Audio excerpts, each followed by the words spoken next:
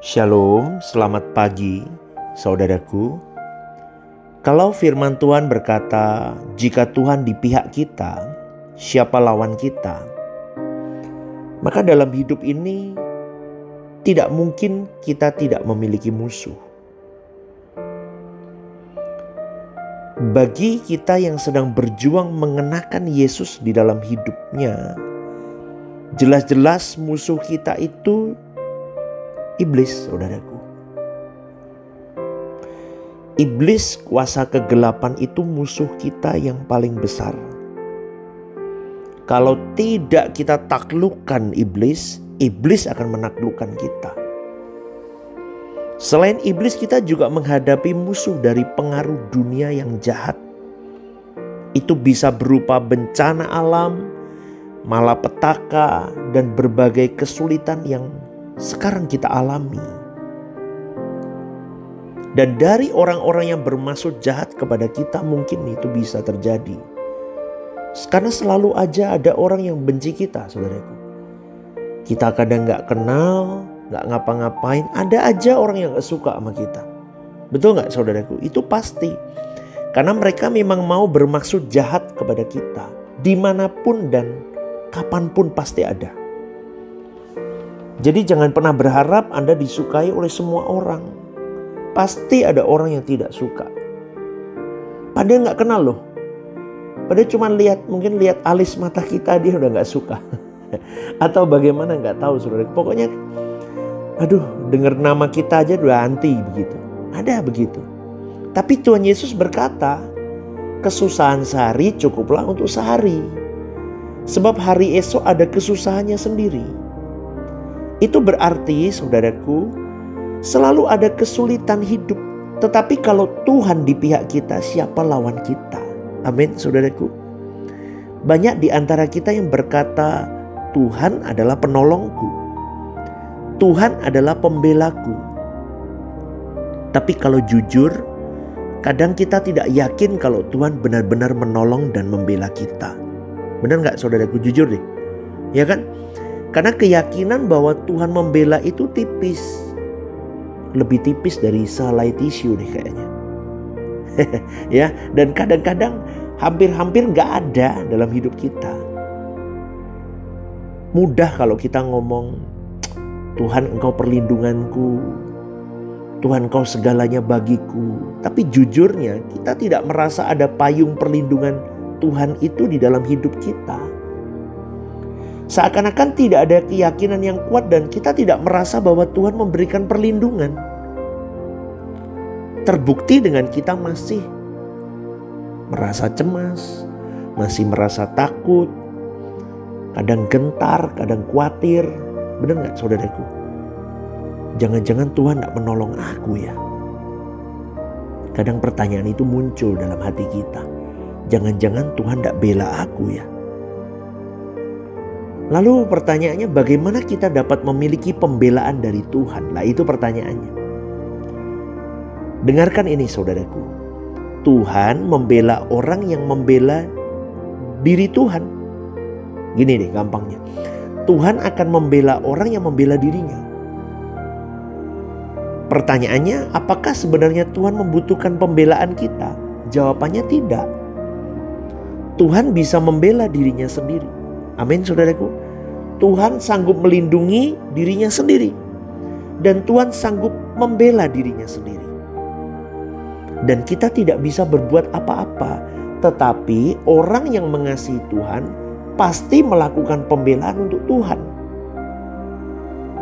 Walaupun sebenarnya Tuhan tidak membutuhkan pembelaanmu dan pembelaanku, saudaraku. Tuhan tahu dan Tuhan merasakan pembelaan itu. Ngerti ya, saudaraku? Jadi bagaimana caranya kita membela Tuhan, pastor? Yang pertama, rebut diri kita untuk Tuhan. Kita harus posesif milik Tuhan dan memiliki Tuhan dan dimiliki Tuhan. Yang kedua, rebut orang lain buat Tuhan. Amin, saudaraku. Itu cara kita membela Tuhan. Keras kepada dirimu, bawa dirimu dimiliki Tuhan, dipenjara oleh Tuhan. Atau boleh dikatakan begini, saya dengan rela, dengan kesadaran, saya memenjarakan diri saya di dalam Tuhan. Dan di dalam itu saya mulai mengerti bahwa jiwa-jiwa di luar sana pun harus kurebut untuk Tuhan. Itu saudaraku. Dan Tuhan sangat mengasihi kita.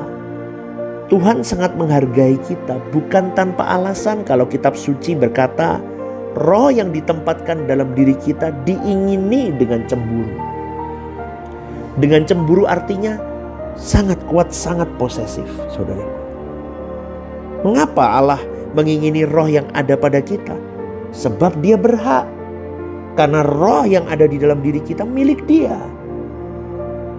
Jadi cemburu Allah itu tidak ingin kita ini dimiliki oleh yang lain. Atau roh kita tidak dimiliki oleh Allah. Dia tidak bisa. Allah mau roh kita kembali kepada Dia.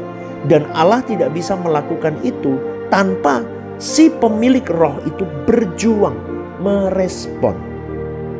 Berjuang dan merespon. Garis bawah ini saudaraku. Roh di sini bukan Roh Kudus tapi rohnya manusia. Jadi jangan Anda salah paham bahwa Tuhan mengerjakan, tidak bisa. Harus pihak kita mengerjakan dengan cara berjuang, merespon. Ya, jarang orang merenungkan dan menghayati bahwa Allah itu menaruh roh itu di dalam dirinya.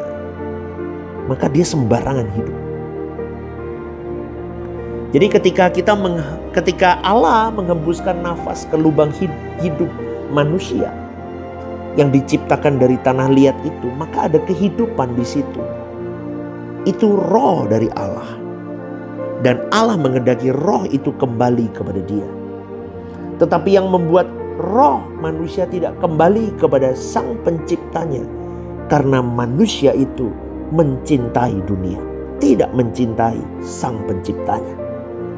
Yakobus 4 ayat 4 dikatakan, hai kamu orang-orang yang tidak setia, tidak tahukah kamu bahwa persahabatan dengan dunia adalah permusuhan dengan Allah? Jadi barang siapa hendak menjadi sahabat dunia ini, ia menjadikan dirinya musuh Allah. Saudaraku, orang yang tidak menjadi sahabat Tuhan berarti menjadi sahabat dunia. Dan rata-rata manusia bersahabat dengan dunia. Betul kan saudaraku? Mungkin kita yang mendengarkan renungan ini pun juga masih bersahabat dengan dunia. Maka ketika kau mendengarkan renungan begini, kau gelisah hatimu. Kau menampik itu semua dan berkata, ini nonsens. Itu saya dulu begitu saudaraku. Jadi gak heran. Ya. Jadi kalau Anda sudah mulai bergejolak begitu, bagus, itu tanda Anda mulai diganggu. Bukan diganggu ya, mulai terganggu zona nyaman. Ya. Ikatan persahabatan dengan dunia ini kuat sekali.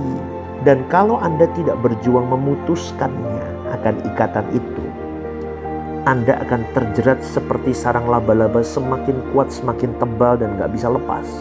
Tidak akan pernah lepas. Sampai kau mati. Yes, sampai kau mati.